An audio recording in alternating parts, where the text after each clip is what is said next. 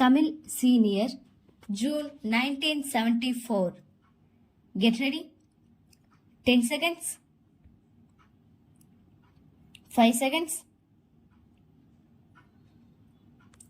Start.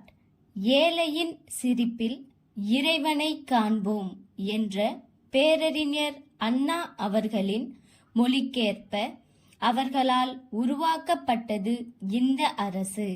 அவர் மறைந்த பிறகும் அவர் வழி நின்று தொண்டாற்றுவோம் என்று இந்த அரசின் சார்பில் அறிவித்து நாங்கள் தொடர்ந்து பணியாற்றி வருகிறோம்.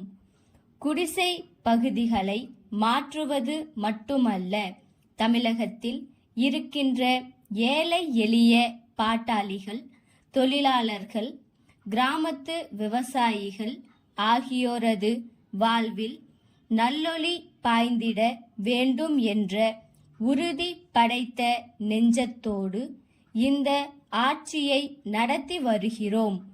குடிசை வாழ் மக்களை நல்ல வீடுகளில் குடியமர்த்த வேண்டும் என்கிற அதே நேரத்தில் இறந்து வாழ்கின்ற மக்களுக்கு, பிச்சை எடுத்து வாழ்கின்ற மக்களுக்கு நல்வாழ்வளிக்கும் திட்டத்தை இந்தியாவிலேயே வேறு எந்த மாநிலத்திலும் அறிமுகப்படுத்தாத திட்டத்தை நாங்கள் அறிமுகப்படுத்தி நடத்தி வருகிறோம். சென்னை நகரில் தீராத பிரச்சனையாக இருந்து வந்தது குடிசை வாழ் மக்களுக்கு நல்ல வீடுகள் தர வேண்டும் என்ற பிரச்சனையே ஆகும். பல்வேறு மாநிலங்களில், டில்லி போன்ற இடங்களில் குடிசைகளை மாற்றி இருக்கிறார்கள். ஆனால் அங்கே வாழ்ந்த மக்களை பற்றி அவர்கள் கவலைப்படவில்லை. குடிசை பகுதிகளால் நகரத்தின் அழகு குறைகிறதே, நகரத்தின் எழில் குறைகிறதே. ஆகவே நல்ல வீடுகளாக மாற்றினால்தான் வெளிநாட்டுக்காரர்கள் பாராட்டவும் புகழவும் ஏற்றதாக இருக்கும், சுற்றுலாவுக்கு உகந்ததாக இருக்கும் என்ற அடிப்படையில் தான் மற்ற மாநிலங்களில் குடிசை பகுதிகள் மாற்றப்படுகின்றன. நகரத்தின் அழகு சோபிதமாக இருக்கத்தான் குடிசைகளை மாற்றி நல்ல வீடுகளாக அமைக்கிறார்கள். அப்படிப்பட்ட வீடுகளில் குடியேற வருகிறவர்கள் லட்சாதிபதிகளாகவோ தொழிலதிபர்களாகவோ இருக்கலாம். குடிசைகள் மாற்றப்படுவதன் மூலம் இருக்கின்ற கோரம் போக்கப்பட வேண்டும், அலங்கோலம் மாற்றப்பட வேண்டும், அழகு மிளிர வேண்டும் என்ற அடிப்படையில் அவர்கள் பிரச்சனைகள் முடிகின்றன. ஆனால் தமிழக அரசு ஏற்படுத்தி இருக்கின்ற இந்த வாரியம் குடிசை பகுதிகளை மட்டும் மாற்ற வேண்டும் என்று கருதவில்லை. அங்கு இருக்கின்ற மக்கள் வாழ்வையே மாற்ற வேண்டும் என்று கருதுகிறது.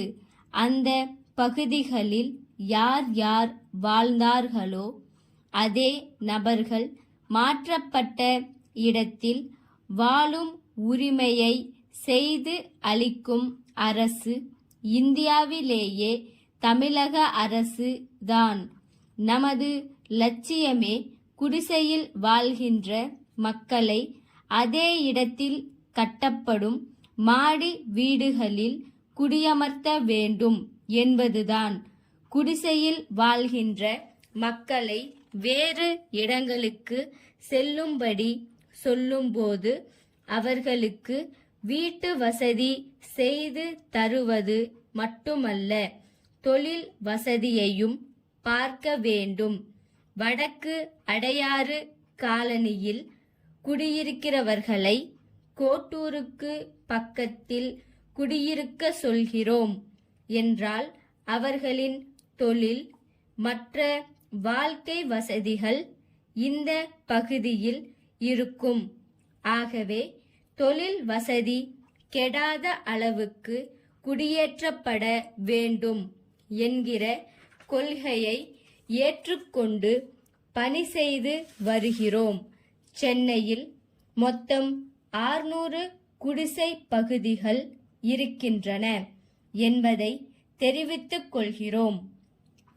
8/11/1971 சென்னை.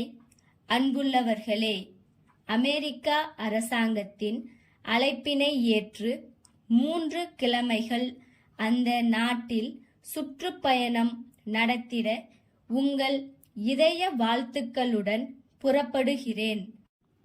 அமெரிக்கா நாட்டின் பல்வேறு பகுதிகளில் தொழில் வளம், வேளாண்மை சிறப்பு, அறிவுத்திறன் வளர்க்கும் கல்வி சாதனங்கள் ஆகியவற்றை கண்டறிந்து கருத்து செல்வம் பெற்றிடவும், அந்த நாட்டின் அரசியல் தலைவர்களை சந்தித்து உரையாடிடவும், இந்திய நாட்டின் இனிய பண்பாடுகளை விளக்கிடவும், உலக மக்களின் பால் இந்தியா கொண்டுள்ள மனிதாபிமானம் மிக்க நட்புணர்வுகளை தெளிவாக்கிடவும், தமிழகத்தின் சார்பில் தமிழ் மக்களின் குரலை அமைதியின் அடிப்படையில் ஒலித்திடவும் இந்த பயணத்தை ஏற்றுக்கொள்கிறேன்.